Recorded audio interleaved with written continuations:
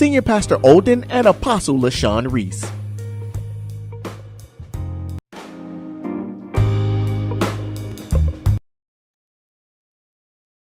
Good evening.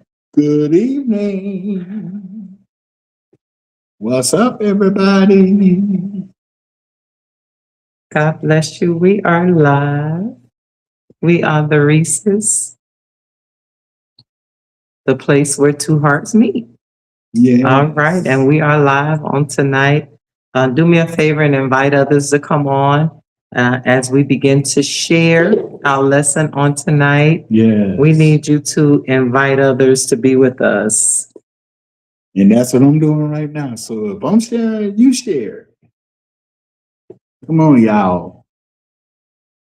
Let's start sharing. Let's start Good inviting people. evening. Good evening. Good evening. If you drop your name in the chat, we'll make sure to give you a shout out on tonight. Woo, woo. All right, come on in. Come on in. Make sure you tag, invite somebody else to be here. Share the link. Drop them in the chat. Let them know that we're here. We are excited. We are the Reeses, and this is Real Yes, Talk. Real talk. Yes. And I hope y'all been enjoying us coming on and hearing our voices. I think you've been enjoying us. Mhm. We're also sharing as well, so we want you to make sure that you share with others. Let them know that we're live on tonight.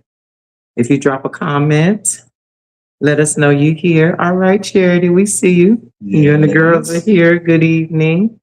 Thank you so much for joining us live. Woo. All right. Boy, I'm really sharing. Yeah, tonight. he's sharing. Good evening. Thank you for joining. All right, we're excited. We know that we started our lesson last week, compromise or compatibility. Yeah. So are we adjusting or settling? And are we growing or losing ourselves? So that was to help those that are single, dating, engaged, in marriage, and to know how to make a healthy compromise and not always a harmful compromise. Because at the end of the day, we want to grow together and we want to make sure that we are truly compatible. So tonight we're rebuilding after compromise. Hi, Quanti. Good evening. Thank you so much for joining. Yes. Go ahead and share and invite others to be here. We have rebuilding after compromise is our topic on tonight, restoring what was lost without losing yourself again. So we know that when we compromise, we tend to give of ourselves. We sometimes get lost in translation. Yes. Sometimes we shortchange ourselves, but we want to make sure that, you know, when we give, there's a balance of giving and receiving in any relationship. So if you're in a relationship, you want to make sure that we're all doing our part. Just like we want to receive, we also give. Sometimes we compromise, sometimes we give in, sometimes we don't. So we set our standards and we have our preference to what we choose. So you don't want it to be forced. You want to be able to choose and still feel like you're in alignment in your relationship. Yes. So we're rebuilding after compromise. We're going to go ahead and get started. Our scripture tonight is Joel 2:25, and it says, the Lord says, I'll give to you back what you lost. So this is very important because we know that when we compromise, we might have weak boundaries and we have lost our identity or our identity is distorted. And sometimes there is imbalance emotionally, physically, but that doesn't mean that it's over because now it's time to rebuild. Okay, I realized that I was in a state of compromising and rebuilding is possible. But when we rebuild, now we have to make sure that it's built upon truth, consistency, that we're wise about it, and that we're using God's guidance, that He is guiding us. So the goal is not to go back to the way things were, but the goal is to move forward differently. Right. So we realize that, you know, we have to acknowledge where compromise happened. At what point did we compromise? At what point did we give in? At what point do we feel like, you know, we lost ourselves and or we bent our standards in order to adjust to a relationship?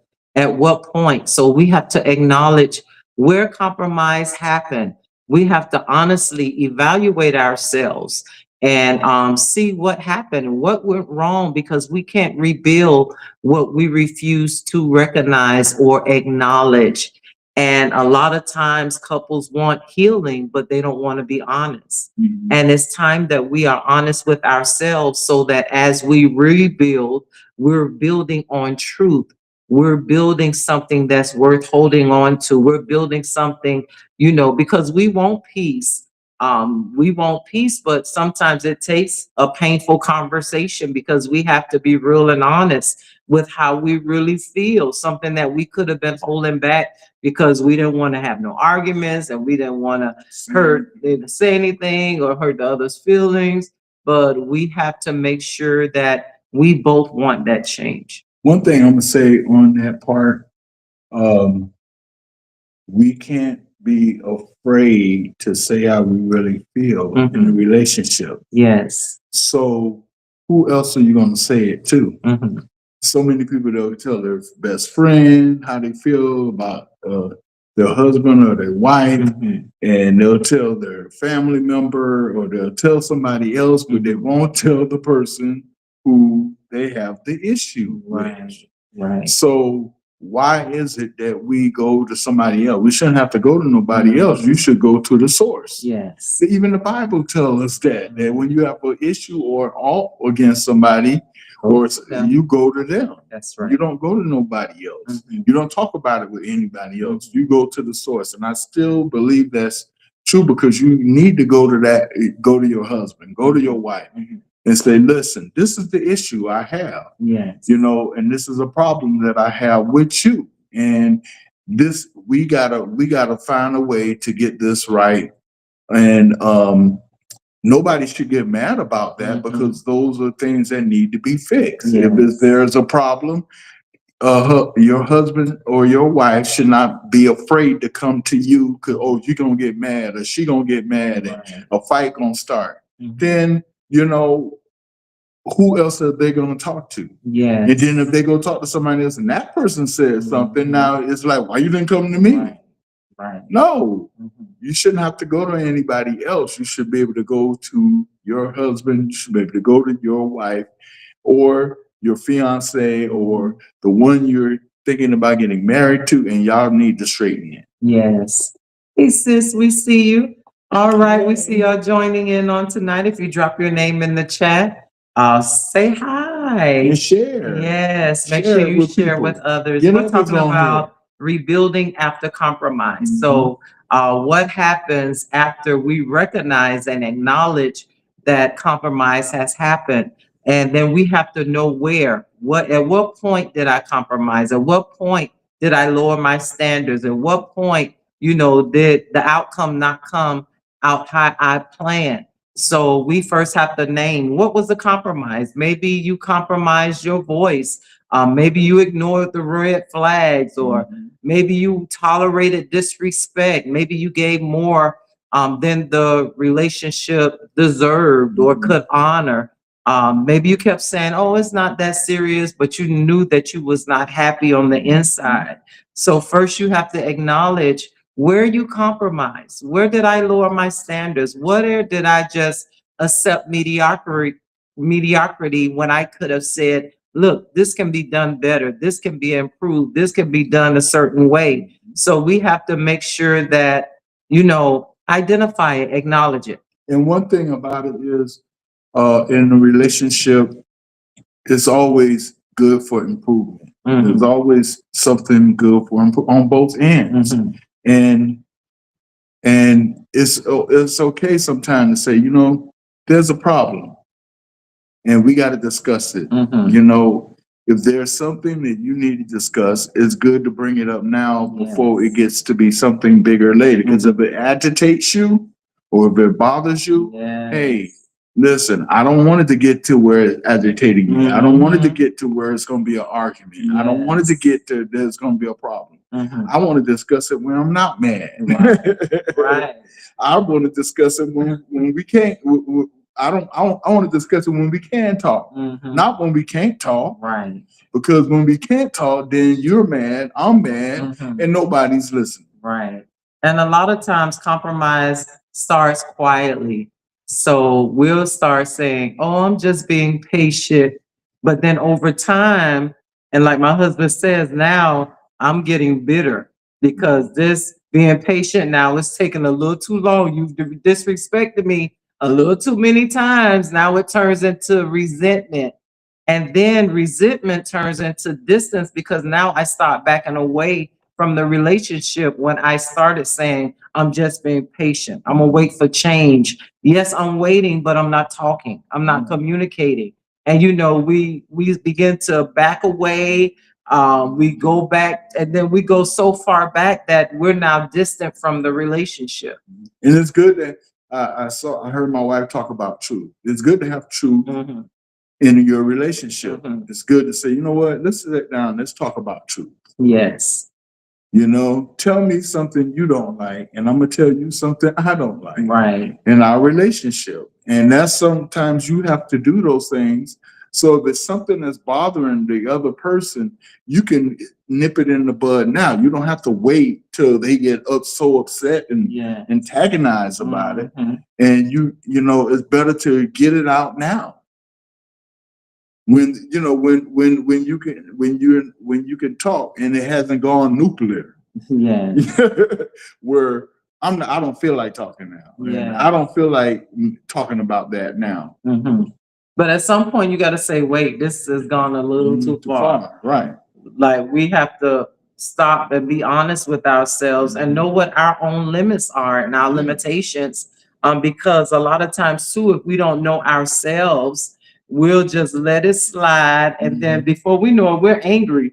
We're ready to explode. Yeah. But at the point where we should have acknowledged it instead of compromise, at the point where we should have said something and spoken up instead of saying, I'm being patient. No, nip it in the bud. Start while it's early. Address it. Stop being where we trying to avoid confrontation. We don't want to confront it because we don't want to express how we really feel about it. And a lot of times it's better to avoid it than to confront it and the truth come out. So why avoid confrontation when you want to live in peace? You want to live in happiness. So we have to address it and say, wait, look, this is disrupting my peace. This is disrupting and be able to acknowledge and name it. Okay, because we're doing this, this isn't my lifestyle. This isn't how I live. I've been bending too much. I've been compromised. I've been giving in. And I'm losing myself because now I'm getting angry and I don't normally function angry, So we have to acknowledge and then want to deal with what we're going through. I want to give a real life scenario. So a woman realizes she's been excused in poor communication. So this could be a man or a woman. The person realizes that they've been excused in poor communication. And this has been going on for years. And every time their partner shuts down or dismisses their feeling, they tell themselves, that's just the way he is. That's just the way she is. But now the person feels like they're being unheard. And now they're emotionally tired and they become resentful. So now I want to rebuild. And because I want to rebuild, that means I've got to stop blaming the other person and say, where did I stop requiring healthy communication? Because a lot of times we cast blame, but we don't accept responsibility because we allowed it to go on for as long as it did. So it's no longer, oh, they're doing this to me. Now it's, I'm allowing this to happen to me. I'm not saying anything. You know, where did I silence myself to keep peace? And now I want to be honest with myself and say, wait, it's time for restoration. It's time for us to get it together. It's time, you know. So here's some tips to ask yourself. What did you tolerate that you should have addressed? What did you silence? Where did you silence yourself where you felt like that you couldn't speak up? And where did you ignore it early on? So identify it, pinpoint it, because a lot of times there's a seed, there's something inside that needs to be uprooted. What pattern keeps presenting itself? You know, and we have to be honest. The only way that we can truly be healed is through honesty and through truth. Yeah. We have to be able to be honest with ourselves, sit down and be honest with the person that we're in a relationship with. And then we have to know that, hey, at this point I compromise, but I can't continue to compromise. And one thing you learn from all of that is that if I compromise by not saying anything, Mhm. how would the other person know how you really feel? You know? And then suppose, let's say you have that conversation and y'all do talk about it, and that person, well, I didn't know you felt that way. You know, because you never said anything. You never, you always kept quiet. You know, and then when you say, well, I kept quiet because I didn't want to start no fighting or nothing. Well, it wouldn't have been no fight if you just would have talked to me. Yes, absolutely. So a lot of times we assume things before we even try to even talk to the other person. And then, yeah, there are times where you want to say something, and then you say something, and then you get a snap back, and then you say, you know what, I ain't saying nothing else. Yes. You know, but no, you have to confront, look, why are you talking to me like that? Why are you having a conversation with me? If we're husband and wife, or even if we're dating and we're in, you're my fiance, or you're my, we're in a relationship, we're going to get married. We need to nip this in the bud now, because we don't want to go through this as husband and wife. Right. So these are red flags. This is not going to work. And people think, oh, if I get married, it's going to get better. No, it's not going to get better. So you need to start finding ways to nip it in the bud now. So if you do decide to go ahead with the marriage, you can, we have ways and things that you can do to make this relationship better. That's it. Because you have to make it better. It's not, the problem is not going to go away by itself. It's not just going to disappear magically, or it's not going to just, where nobody says nothing and it's just going to avoid and go away. But sooner or later, you're going to get into something, and words are going to be spoken, and that situation going to come up again. Yes. They're going to say, see, that's why I didn't want to talk to you. See, that's why I want to say nothing, because because of the reaction I'm getting right now. You don't want to communicate. You don't want to talk to me. You don't want to say anything. You snapping at me. You saying things that you wouldn't. That how we gonna make this work? Even when right now we're not even married yet. So how is this gonna work when if we talking about getting married? Right.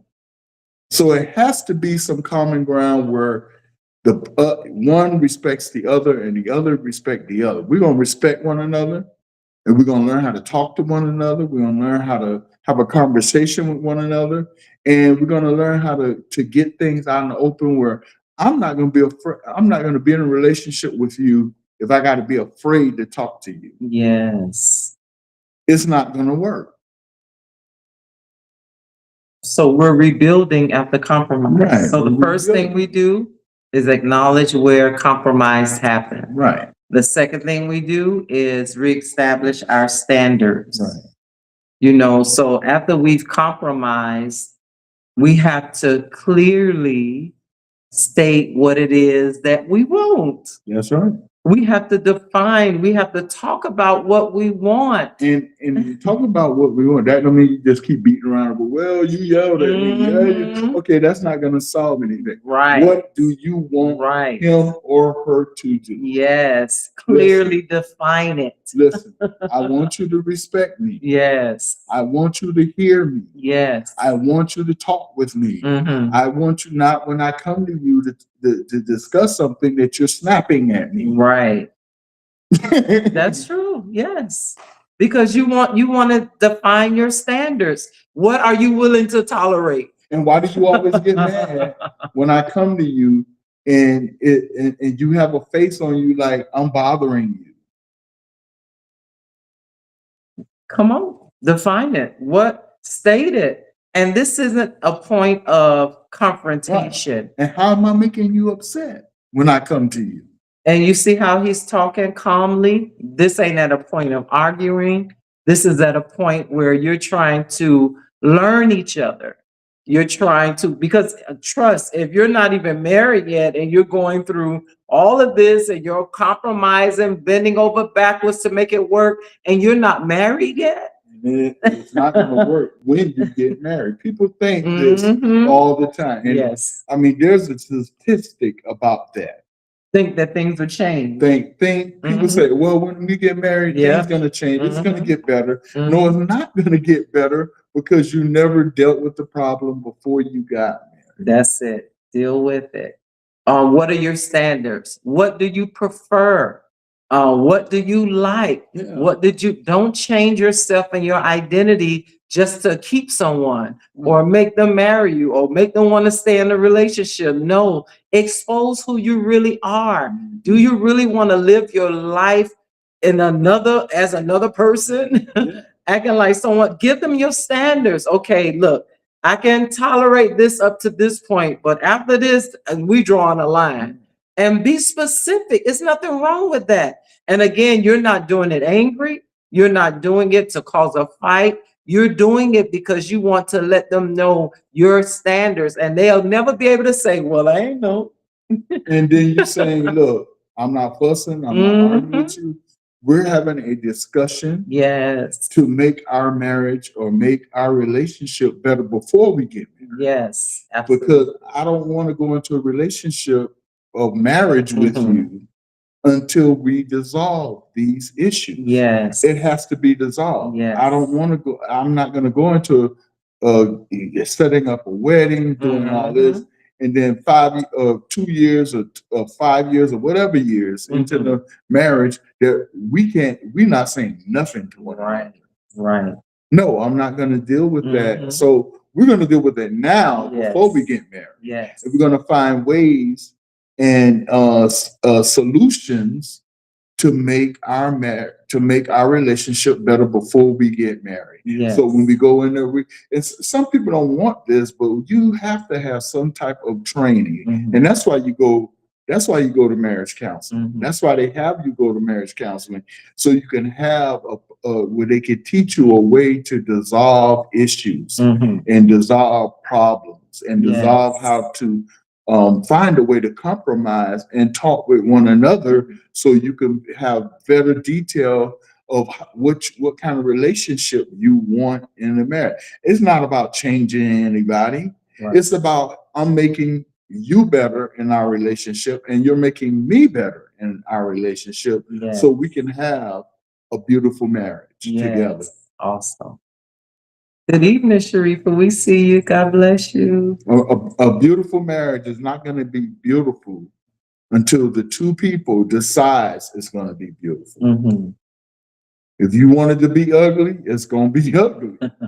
If you want it to be good, it's going to be good. If you want it to be outrageously chaotic, it's going to be outrageously chaotic. If you wanted it to be where you fussing and arguing and mad at each other all the time, it's going to be just like that. And I've seen it so many times where Christian couples are like that.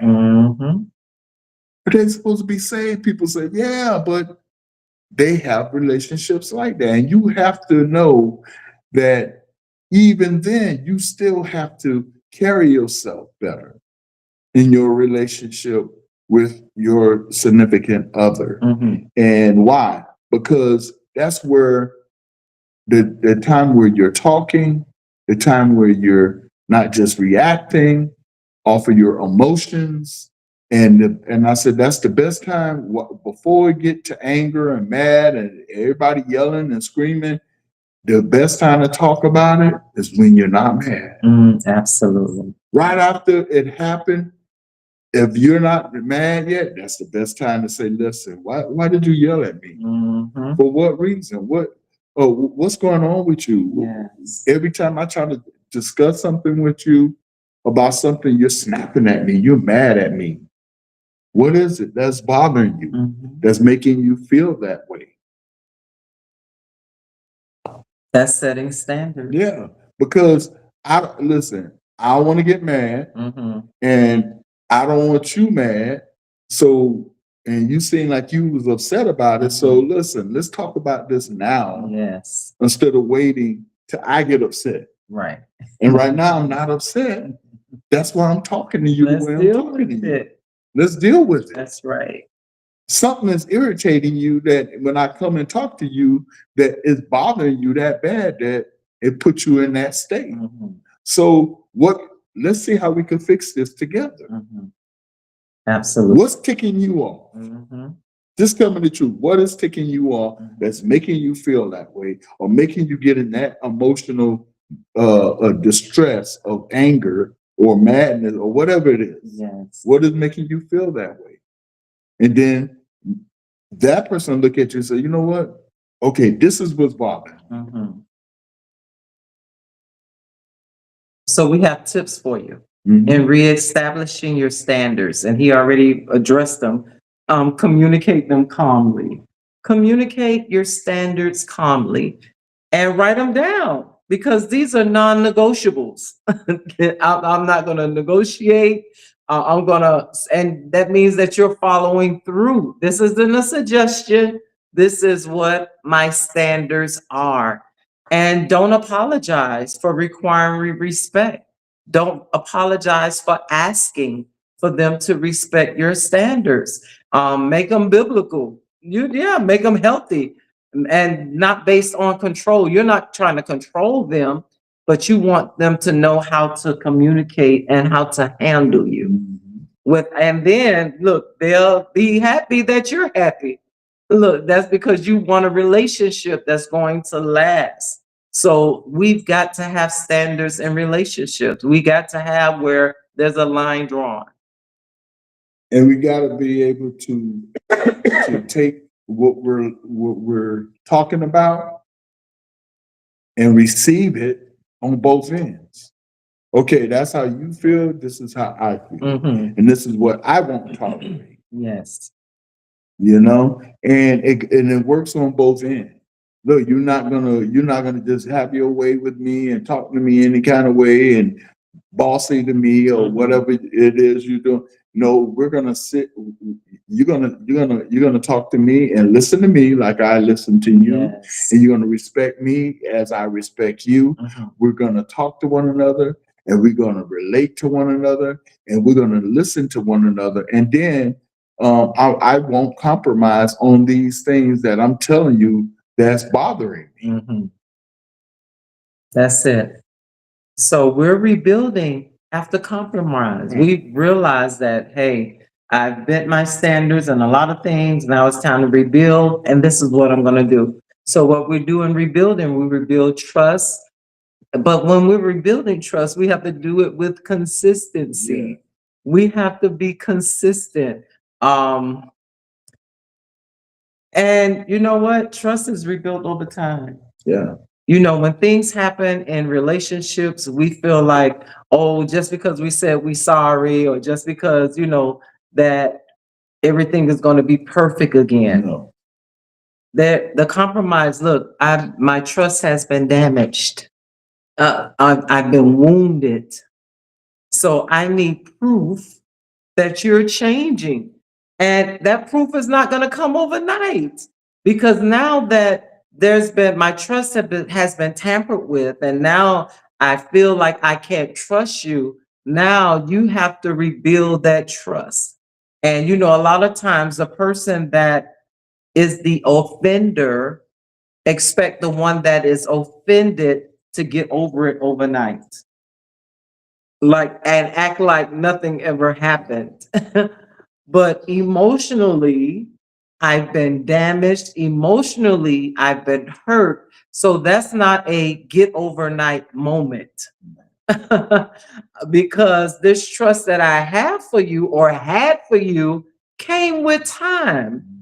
I didn't just trust you overnight. So now that my trust has been violated and you are the offender, you have to allow the time to heal where I've been wounded.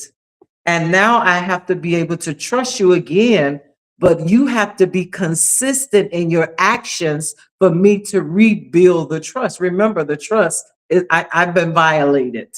I no longer trust you. I no longer believe what you say. So guess what? I'm not just going to believe you again overnight.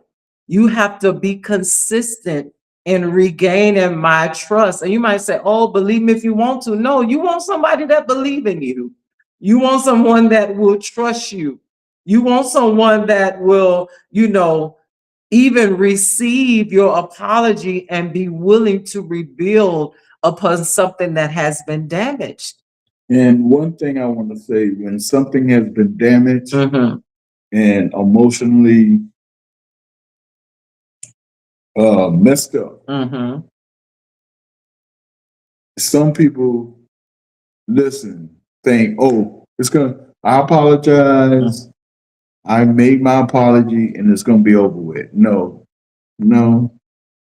because you don't know how long it's going to take that person to get over what you've done. And then now you have to rebuild that trust back again. How long does that take? I don't know that. No counselor knows that. No marriage counselor knows that. It's up to that person and what they're willing to let go of and how they're going to let it go and what it's going to take for them. We could tell them all day to let it go, let it go. You got to move on. And they'll be like, I'm not ready yet because I don't trust them yet. Right. So you're going to have to do, and whoever it is, the person that messed up, you're going to have to be able to do. You say, well, how many times it's going to take? And I know what the Bible says, but some people take longer than others. And some people be hurt so badly that you're going to have to make that up no matter what. You're going to have to find a way to make it up to them to get it right. Yes. Knowing that, hey, I messed up. And that's one big thing. Holding up to your responsibility that you messed up. Yes. And a lot of people don't want to do that. They want you to accept the apology and tomorrow forget about it. No, it don't work like that. Maybe in a perfect world, it works like that on TV. Yeah. But not in this real world. No. Where people are hurting. Yes. And don't let it be with somebody else done did it to them before, and now you come and do the same thing. So now, and then it's the person that you're the closest person to them. You're a husband, you're a wife, and now they done lost trust in you, and you have to get that trust back. And it's not going, oh well, he or she don't, it's been couple of weeks, it's been a month, it's been 2 months, and they still haven't gotten with it. Well, remember, you put them in that predicament. Yes. Of that trust. So you have to wait patiently, work with them if you want that relationship until they get to the point where it's saying, hey, you know what? It took me a while, but I'm over it now. And I can trust, I feel like I can trust you again. But don't put me in that kind of predicament again. Right. And, it's not because they're bitter. It's because they want to feel that they can be safe or trust their heart with you again and feel safe again. And You saying, well, what I have to do? What I have to do? It's small repeated actions. They want to know that, what you're saying, you're going to fulfill it and you're going to do it. They need proof that you have changed and your change is real. So do what you say you're going to do. Call when you say you're going to call. Speak, respectfully, even when you're upset or when you think the process is taking too long. Be transparent, be open. Don't hide anything, because that person, as soon as they find out you're hiding something, okay, they being sneaky, they being manipulative, they're trying to trick me again. I'm not gonna open myself up and be exposed because I'm gonna hurt again.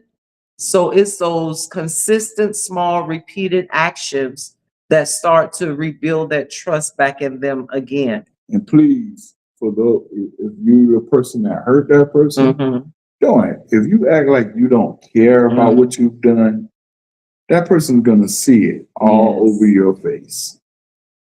They're gonna see it in your reaction. They're gonna see it in how you act and how you talk and how you walk around and how you look at them. They're gonna see it. And they're gonna know you never was for real about your sincere apology. So you have to make sure, because losing that mistrust, that person poured into you. And now they don't have that trust in you anymore. So you got to pour into them now to get that trust back. And allow them time to heal. Yeah, give them some time to heal. Yes. Well, how long do I have to wait? Well, it all depends. Remember, like I said, you put them in that predicament, you have to wait. Right. Nobody knows. It could be a year. Who knows? I don't know. My wife doesn't know. We don't know. We can't give you that perspective of how it affects somebody. Yes. Yes.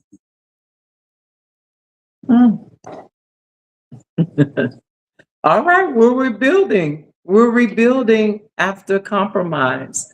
After compromise. So, we're now creating healthy boundaries. And boundaries are not punishment. Boundaries are protection. They're not walls to keep love out. They are gates that teach love how to properly enter in. So because I have boundaries doesn't mean that I don't love you. And many people confuse boundaries with rejection, but healthy boundaries actually protect the connection that the two people have with each other. So if there's no boundaries, guess what? Compromise is going to repeat itself. You may keep forgiving the same pattern without requiring growth. There has to be some boundaries that are set, because we give people access to us and they have not even learned how to handle your heart with care. That's why there's repeated hurt. That's why there's repeated. No, you have to set up boundaries, and boundaries say, I love you, but you gonna respect me. You see, I want connection, but I need to make sure that I'm emotionally safe. I can trust my heart with you. I'm willing to grow, but I'm not going to carry and walk this by myself. There's boundaries. I forgive you, but trust must be rebuilt. So, it has to be boundaries, and they're healthy, because I'm not doing it to pay back. I'm not doing it to be vindictive. I'm doing it for protection. And plus, I want I want that reconnection. So because a person say, you know what? Yes, I forgive you, and I still have boundaries. There's nothing wrong with that. That's them protect. And guess what? They're still giving you opportunity. They're still letting you in. They could completely shut you out and say, no, I can't. I'm done. But because they have healthy boundaries, that means that, I'm willing to try again. I'm willing to allow you back into my space. I'm willing to work on it. So don't think boundary is a closed door. No, boundary is them just setting up safeguards for protection. And that's how, a lot of times those boundaries keep us in check. It's keep us to not disrespect one another. Mhm. And I love this because one thing me and my wife said when we first was talking about getting married, we said we would never disrespect one another. Mhm. That means I ain't yelling at her and cussing her out and calling her all kind of names. Come on, man. I mean, that's not what you do in a marriage anyway. Right. So, you know, if it comes to that, then we shouldn't be together. Yeah. Because if I'm doing that to her, I'm doing it to myself. Yes. If I'm low rating and talking down to her, I'm doing it to myself because the Bible says she's bone of my bone, flesh of my flesh. Mhm. So whatever you scar on her or on him, you're scarring it on yourself. So if you say your husband no good, you're talking about yourself too. If you saying, oh, he don't make that much money, he a bum. Guess what? You're a bum too. It goes both ways. Oh, my wife fat, she ain't no good. So guess what? You fat too. And you ain't no good. So it goes both ways. Yes. So it's not good to talk down to one another. It's not good to talk about one another. You know, it's good to be there to uplift one another, help one another. Yes. If one is down, for better or for worse, I mean, that's what that's what you're in a marriage for. And those things happen through good times and bad times. It's better or for worse. Whatever that person is going through, just because one person get down, that don't mean you get up and walk out.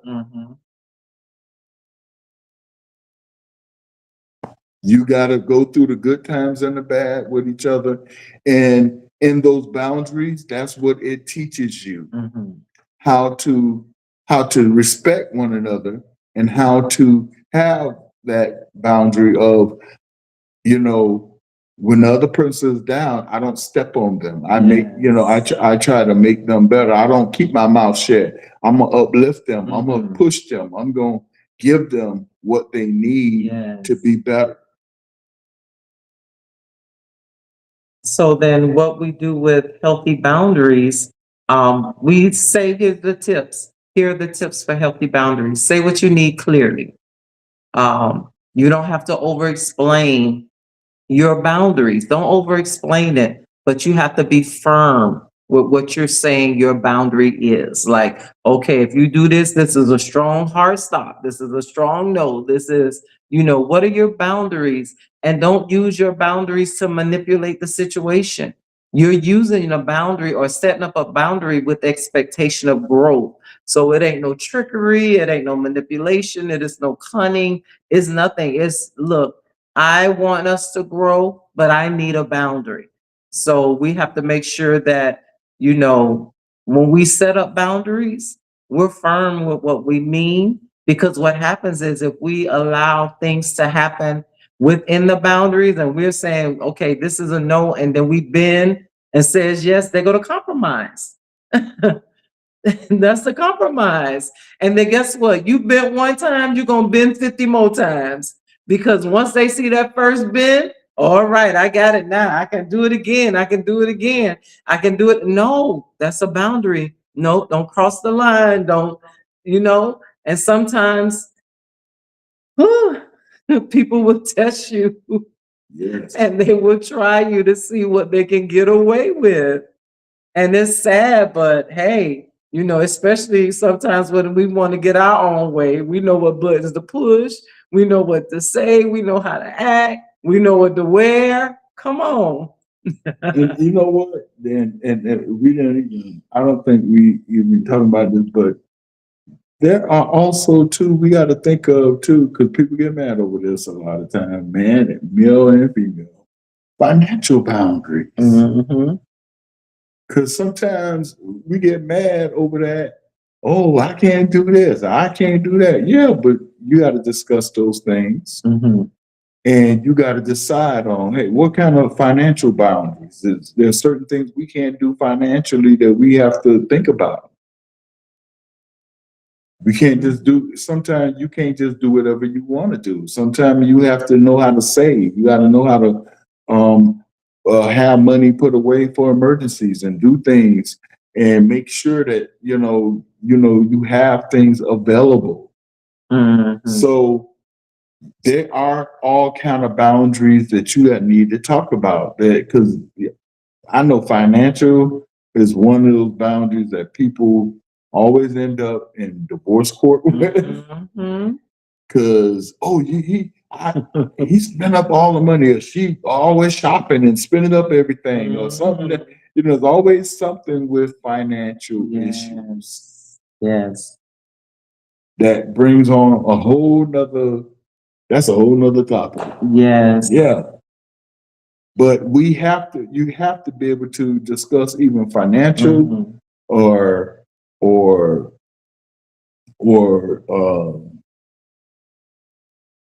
when you're married, it could be sexual, it could be, whatever the situation. It could be just the way that person brushed their teeth.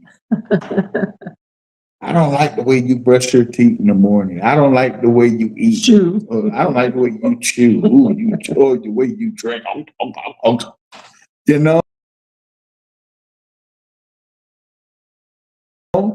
Can you not drink like that? Can you not? Yeah, because the bottom line, the scripture say, can two walk together except they be agreed. That's it. We have to agree, and we know, love is powerful, but love without alignment becomes exhausting.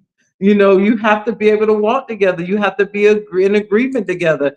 Because if you have misaligned values, misaligned faith, misaligned vision, misaligned communication, all of that is misalignment. So there's going to be some conflict that show up because there's no agreement.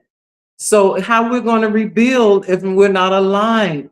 How are we going to rebuild if we're, there's we're no coming together, no walking together, no, so yes, our values at some point has to line up. Our faith has to line up. We're serving different gods. That's disagreement. That's a misalignment. Or we don't believe in one thing or another in the Bible. And then somewhere there is a conflict, conflict in between, that you found out later after y'all done got married. Yes. Your husband don't believe that a woman should be working. And, it could be anything. Yes, it could be. I mean, you just don't know. But see, that's what I'm saying. You gotta, when you meet somebody, don't just be ready to get married. Find out about that person. Yes. Learn about them. What? So yeah, you say, but what do you believe? Yes. Anybody can say they say. Yeah. You better find out what they believe. Yes. And make sure you're going in the same direction. I know a question my wife, she probably don't remember she asked me this, but she asked me, what do you think about women pastors? When we were dating. No, I don't remember that. You don't remember that, do you? But she did ask me that. And I thought, I don't have a problem with women pastors. It don't bother me none. I mean, a pastor's a pastor to me. I don't know. So, and plus, my pastor, she was a woman. So go figure. So that's what I'm saying. But it's good. That was a good question to ask, because you could be in a relationship with somebody, getting ready to get in a relationship with somebody, or talking about marriage, and then suppose they don't believe in that, or don't believe in what you believe, or believe in what you believe. Yes. And we so busy wanting to be married and wanting to run into a relationship, and that person don't even believe in God the way you believe in God. Don't believe in Jesus Christ the way you believe in Jesus Christ. And the Bible say, how can, my wife just said about, how can two walk together except they agree? But how can, the Bible tells us not to be unequally yoked. Yes. With unbelievers. With unbelievers. And if you have somebody that don't believe in Jesus Christ the way you believe in Jesus Christ, this is going to be a problem. Absolutely. Absolutely. And they're not going to set a boundary to believe what you believe. That's not going to work. I don't care how much you try to change them. I don't care how much you try to say, oh, that's the person for me. It doesn't matter. You're not going to change that person's mind. And it's not, well, you met me like this. You knew what I believe. Mhm. You already know. And some people get all those information and still want to marry that person Yeah. because I want to be married. Yeah. Okay. Or physical attraction. Yeah. Or physical attraction. Mhm. Or I want to be married. Mhm. I've been waiting for a long time. Well, what's wrong with waiting a little while longer?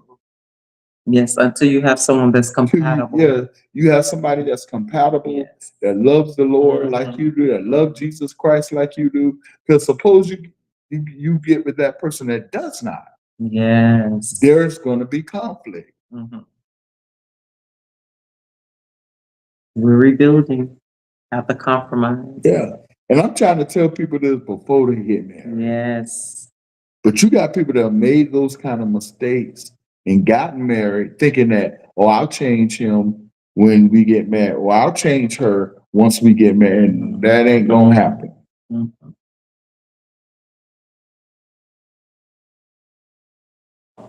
So we invite God into the rebuild. We're about to wrap this up. We're inviting God to the rebuild. The Bible says, trust in the Lord all thy heart. Lean not to your own understanding.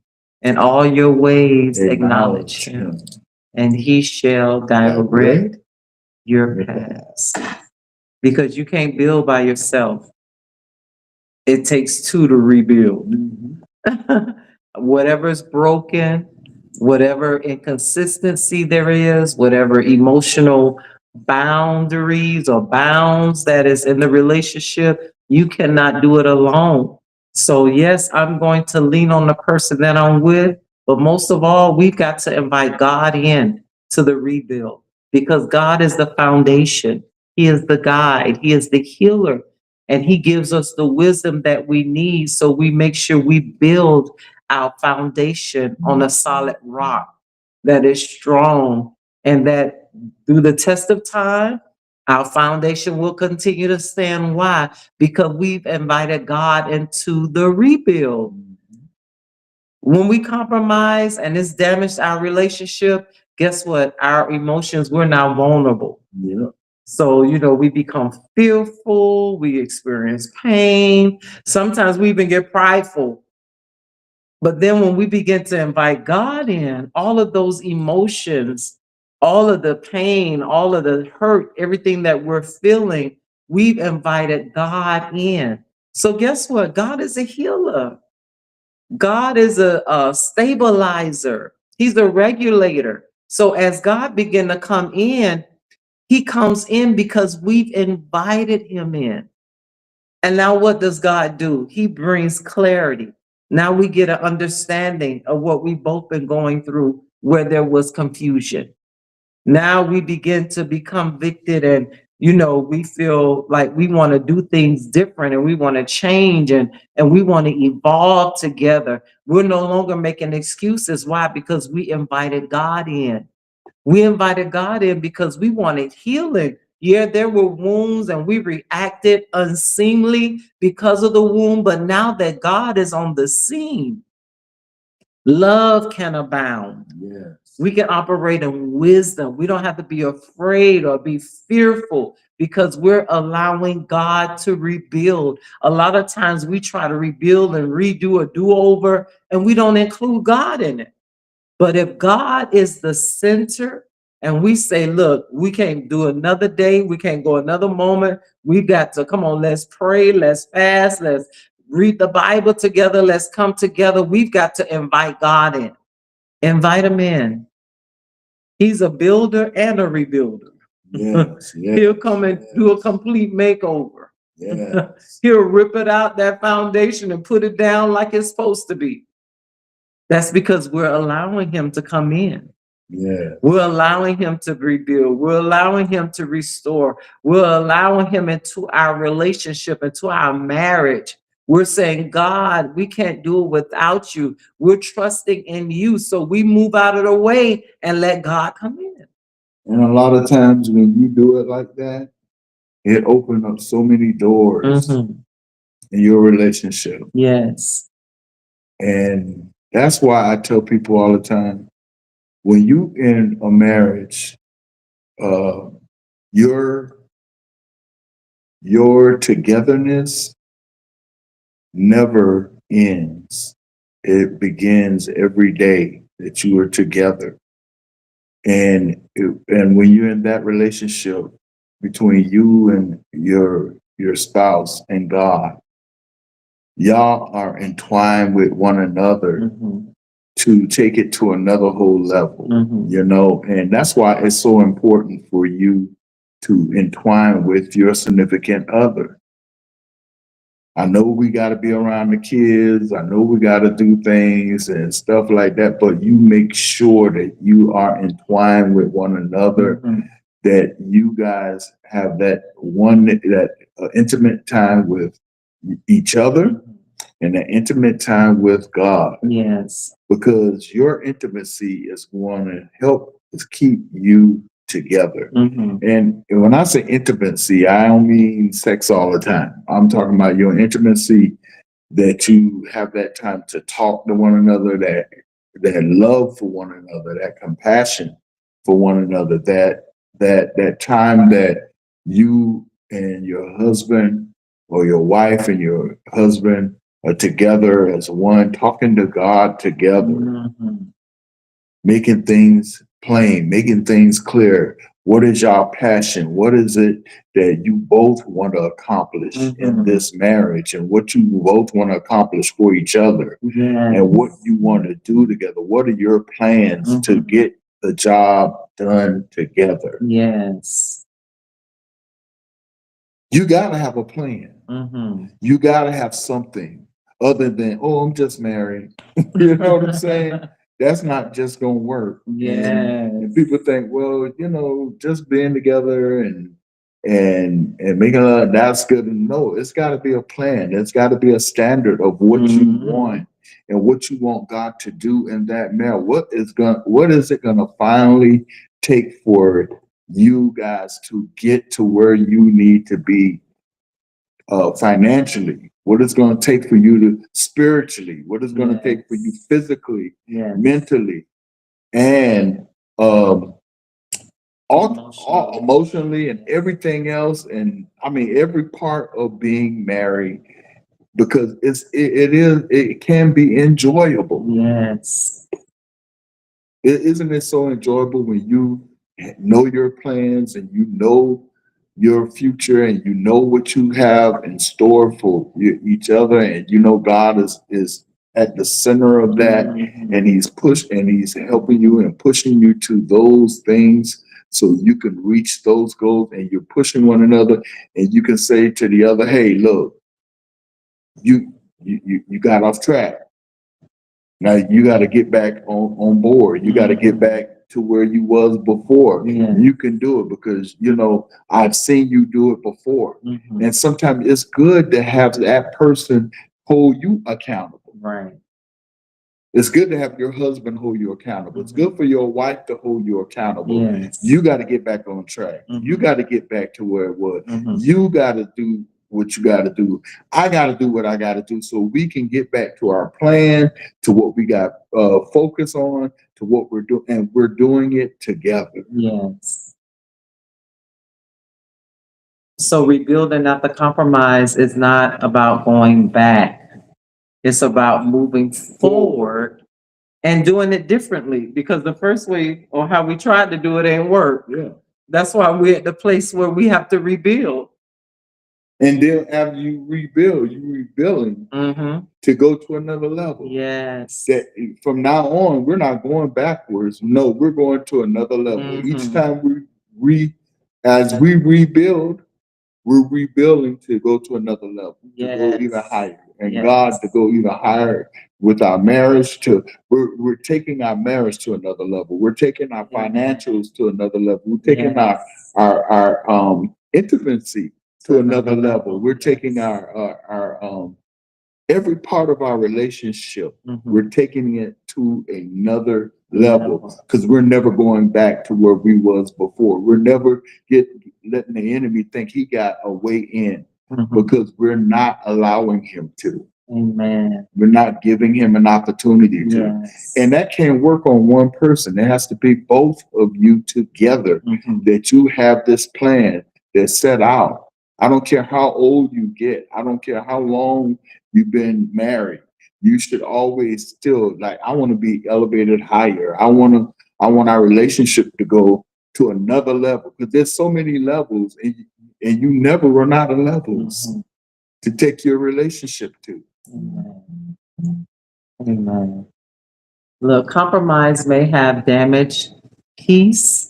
It may have damaged your trust, your standards, or your identity. But with truth, consistency, boundaries, alignment, and God's guidance, restoration is possible. And healed relationships are not perfect. They are intentional. How are they intentional? Because it takes consistency. It takes honesty. It takes alignment. And of course, it takes the truth. So when we add God into the equation, there is nothing too hard for him. God is a builder, and he can rebuild that has been damaged, that has been broken, that has been compromised, but we have to allow God in. And isn't it so good when God is involved in everything? Like I said earlier, isn't it good when when compromise is not an issue anymore? Isn't it good when you're not damaged and you have peace, you have trust, that you can account on one another, you can be truthful with one another, you can be consistent with one another, Yes. and your boundaries don't hold you up from where you want to grow and where you want to grow in your levels and where you want to go in God and the things that you want to do, that you both know that, hey, even if we get stuck somewhere, that we can always come together as one and go to God about it and get it and push to get it right and encourage each other to get it right. We should always have a word for one another. When even if, we always want to go to prophets for word, but a husband and wife should have some kind of word for one another. Hey, God should be dealing with you about your husband. God should be dealing with you about your wife. And y'all should have a word for one another. Don't look for somebody else to tell you about your wife or your husband. You should know to have some type of word to give your husband to encourage him, that when he get up in the morning and go to that job, I know my wife is talking to God for me. I know my husband is talking to God for me. And I know that God will give him a word for me, and he's going to give me a word for him. And we're going to have a word for each other and for our marriage. And it's going to grow to be something that we need from God. And God is going to take us to another whole level that, that we're going to, when we get there, that God got all this promise and plans for us. Isn't that something great when you rebuild it to something even bigger than what you wanted it to be, but God take it to another whole level just to show you who he is? Amen. All right. So when you look at your marriage, it's bigger than me and you. When you got God involved, it's bigger than us. Is bigger than us. Our relationship is bigger than us. Our boundaries are not problems, but it's taking us to another level that's going to be bigger than us. We don't have to live a certain way forever. We don't have to be in a certain situation forever. If we just hang on together and do it together. Amen. Amen. I'm done. Thank you so much for joining us on tonight, Rebuilding After Compromise. Yes, there is hope. With God, all things are possible. If you enjoyed this broadcast tonight, look, share it. Let others know that we are here. You can also purchase our Love Cure for Relationships and Marriage. We do have our books that are available online, Amazon.com. And we are here every first and third Thursday of the month. This is Unified Love Couples Ministry, the place where two hearts meet. So yes, even if you're not married, come and get prepared for the one that God has for you.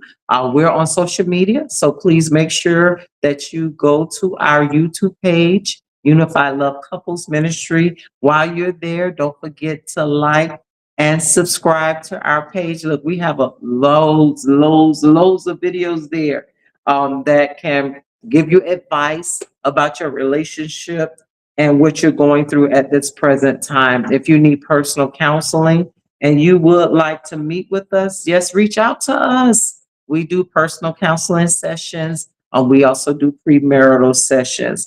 And if you are in the Miami area on May 16, look, we know that even with relationship health and fitness plays a part, because we want to make sure that we have longevity to last with the person that we are with. Don't forget, there's a chair workout. Our pastor, our overseer Reese, has lost over 250 pounds, and he did it all from a chair. Yes, so if you're in the Miami area on May 16th at 11 a.m. at Next Level Faith Center, there is a free boot camp workout, 2275 Northwest 62nd Street. And on every first and third Wednesdays, you can catch me live, Inspirational Moments, your place for encouragement. Again, we thank you so much for being with us on tonight. And I want to say this one thing. Yes. If you have not gotten my book, Mm-hmm. The Champions Comeback, please, please, please. I know there's some people out there that told me they're going to get the book and you haven't gotten it yet. Please get that book, because it is very important. It's just not a weight loss book. It deals with weight loss, but it also deals with my life and all the trials I went through. Everything, mentally, physically, spiritually, and it got everything in there to help you to have a successful weight loss. I have somebody that lost 20 pounds already. I have some other people that have lost weight by just following this book. And I tell you, I don't just tell you, I guarantee you will lose the weight if you just follow this. Where can they find your book? They can find it at my website, www.oldenreese.com. I'm also a distributor for Herbalife on there. You can get Herbalife products. If you go to my page, I was talking about that on Monday. I was talking about that this morning, and I was talking about my Herbalife shakes and stuff like that. And I'm telling you, these things do work. The exercising are there. I have if you go to my website, you'll see all of that. You will see everything you need is there. I do have an app you can download to get my videos, even that, and come to my boot camp. If you're in the May 16th in the Miami area, I'm telling everybody, don't miss this boot camp. People that have came to the last two said, man, I didn't know you could work out like that. So listen, it's not just about being married, but it's about your health too. So you can stay married and live for your husband and live for your wife. And you can look good for one another and be married to one another and be healthy with one another and do all those things that you said you wanted to do by taking care of yourself and taking care of your body. All right? So get the book. It's on my website, www.olden, O-L-D-E-N, Reese, REESE.com. Go there and get that book and get the Herbalife products. Order it. If you need help with it, let me know. Yeah, you can go to DM me or message me on my page. Let me know. Hey, I want to get some product. Tell me what the best products to get. I'll show you what to get. I'll tell you what to get. I'll help you get it. Come on now, let's go. Let's get it. Let's go. All right, we are the Reese's. And we will see you again. Good night.